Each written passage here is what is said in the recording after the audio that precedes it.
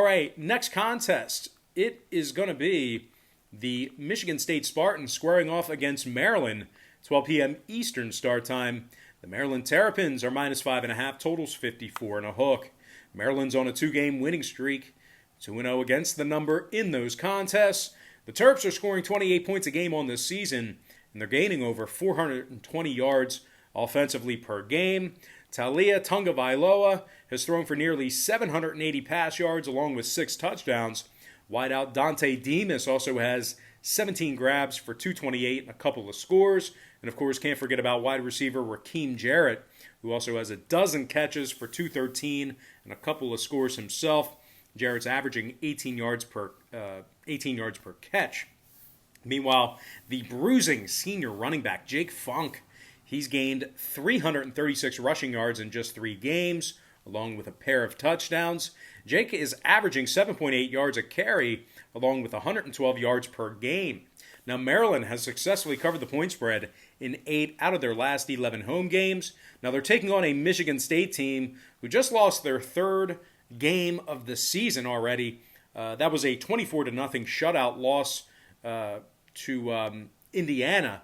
And Sparty's currently on a 2-game losing streak, and they failed to cover the point spread in 3 out of their last 4. Now, Michigan State is rushing for just 73 yards per contest, and they're averaging just 15 points per game. They've scored just 7 total points since... let's try that again.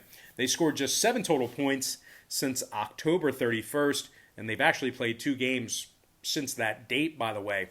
Now, quarterback Rocky Lombardi has completed just 57% of his passes, and he's thrown 7 interceptions.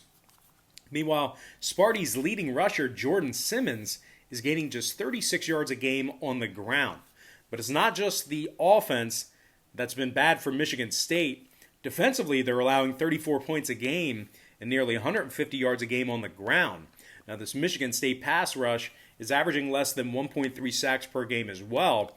And the Spartans have failed to cover the point spread in 10 out of their last 12 conference ball games dating back to last year. So if you're into historical trends, this game's certainly not in your favor if you're backing Michigan State.